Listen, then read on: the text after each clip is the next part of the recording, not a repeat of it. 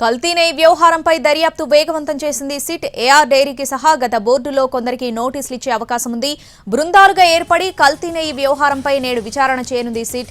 AR డైరీకి contract ఇవ్వడం వెనుక ఎవరి ప్రయోజనం ఉందనే దానిపై లోతుగా దర్యాప్తు చేపట్టనుంది సిట్. మార్కెట్ విలువ కంటే తక్కువ ధరకు కోట్ చేసినప్పటికీ ఈ టెండర్ని ఎందుకు టీటీడీ బోర్డు ఆమోదించిందో తెలపాలంటూ అప్పటి అధికారులు బోర్డుకు నోటీసులు ఇచ్చే అవకాశం ఉంది. ఏఆర్ డైరీకి కూడా సిట్ ఇవాళ నోటీసులు ఇవ్వనుంది.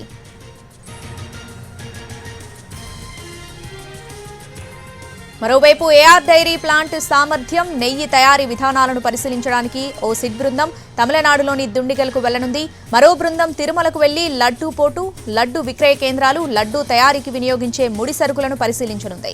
దీంతో పాటు లడ్డూ తయారీలో పాల్గొంటున్న శ్రీ వైష్ణవులను ప్రశ్నించనుంది సిట్. మరో బృందం తిరుపతిలోని టీటీడీ పరిపాలనా భవనంలో నెయ్యి కొనుగోలు ఒప్పందాలు, నాణ్యమైన నెయ్యి సరఫరా కోసం టీటీడీ, ఏఆర్ డైరీల మధ్య జరిగిన ఒప్పందాలను పరిశీలించనుంది సిట్.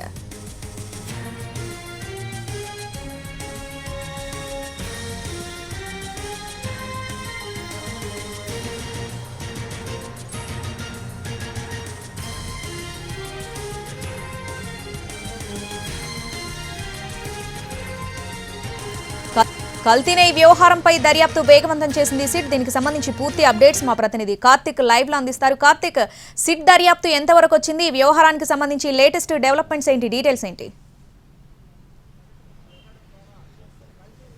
రైట్ శ్రావణి, ఏదైతే కల్తీ నెయ్యి మీద నిజాలను నిగ్గుదేల్చడానికి సిట్ దూకుడుగా ఏదైతే వ్యవహారం అయితే పెంచిందనే చెప్పాలి. పూర్తి స్థాయిలో గత 2 రోజులుగా కూడా కేవలం గ్రౌండ్ వర్క్ చేయడానికే కూడా ఎక్కువ సమయం అనేది కూడా సిట్ బృందం తీసుకునేదని చెప్పాలి. అక్కడ ఉన్నటువంటి అధికారులను అందరినీ కూడా విచారించడం కూడా జరిగింది. అయితే మరి కాసేపట్లోనే తిరుమలకు సిట్ బృందం అనేది కూడా వెళ్ళబోతుంది. తిరుమలకు వెళ్లిన వెంటనే అక్కడ ఉన్నటువంటి నెయ్యి గోడౌన్ ఏదైతే ఉందో ఆ గోడౌన్ పరిశీలించడమే కాకుండా అక్కడ ఉన్నటువంటి పరిస్థితులను, అక్కడ ఎన్ని రోజులు ఒక ట్యాంకు వచ్చాక ఉంచుతారు, దాని తర్వాత పరీక్షలు అనేది ఎప్పుడు నిర్వహిస్తారు, ఎలా నిర్వహిస్తారు అనే వాటన్నిటి మీద కూడా మరి కాసేపట్లోనే స్వయంగా నేరుగా పర్యవేక్షించడానికి కూడా సిట్ బృందం మొత్తం కూడా వెళ్ళబోతుంది. ఈ సిట్ చీఫ్ తో పాటు మిగిలిన 8 మంది టీం కూడా మరి కాసేపట్లోనే ప్రస్తుతం ఉన్నటువంటి ఈ యొక్క పోలీస్ గెస్ట్ హౌస్ నుంచి నేరుగా తిరుమలకు వెళ్ళబోతున్నారు. తిరుమలకు వెళ్లి ఈ రోజు ఉదయం నుంచి సాయంత్రం వరకు కూడా తిరుమలలోనే ఉండి తిరుమలలో అక్కడ ఉన్నటువంటి పరిస్థితులు ఏంటి అనే దాని మీద కూడా అన్నిటి మీద కూడా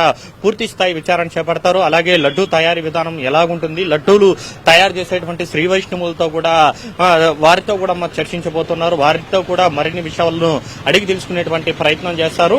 ఇలాగా నిన్న దానికి ముందు రోజు గత 2 రోజులుగా కూడా కేవలం గ్రౌండ్ లెవెల్లో ఉన్నటువంటి వర్క్ ను ఎవిడెన్స్ కలెక్ట్ చేయడానికి, దాంతోపాటు పూర్తిగా టెక్నికల్ గా ఉన్నటువంటి అంశాలన్నింటినీ కూడా క్రోడీకరించడానికి ఎక్కువ సమయం కేటాయిస్తూ కూడా సమీక్షలతో నిర్వహించినటువంటి సిట్ బృందం ఈ రోజు మాత్రం ప్రత్యక్షంగా గ్రౌండ్ లెవెల్లోకి దిగడానికి సిద్ధమైంది. అలా మొత్తం సిట్ బృందం అధికారులందరూ కూడా నేరుగా తిరుమలకు వెళ్లబోతున్నారు. మరి కాసేపట్లోనే తిరుమలలో ఉన్నటువంటి నెయ్యి గోడౌన్లతో పాటు అక్కడ ఉన్నటువంటి శ్రీ వైష్ణవులను, లడ్డూ పోటును అన్నింటినీ కూడా పరిశీలన చేసి వారందరి ద్వారా కూడా సమాచారం స్వీకరించబోతున్నారు. ముఖ్యంగా ల్యాబ్ కు సంబంధించి ఒక నెయ్యి ట్యాంకర్ అనేది తిరుమలకు వెళ్ళాక ఎప్పుడు ఆ యొక్క ల్యాబ్ పరీక్షలు అనేది చేస్తారు, దాన్ని ఎలా చేస్తారు, అసలు జంతువుల కొవ్వు కలిసింది అనేటువంటి ల్యాబ్ అలాంటి సాంకేతిక పరిజ్ఞానం టీటీడీ వద్ద ఉందా లేదా అనే వాటన్నిటి మీద కూడా పూర్తి స్థాయిలో కూలంకషంగా పరిశీలించేటువంటి అవకాశం ఉంటుంది. అక్కడ ఉన్నటువంటి శ్రీ వైష్ణవులతో పాటు ఇతర అధికారులందరితో కూడా ప్రశ్నించి వారి వద్ద నుంచి కూడా వివరాలు సేకరించేటువంటి అవకాశం ఉంటుంది. నిన్నే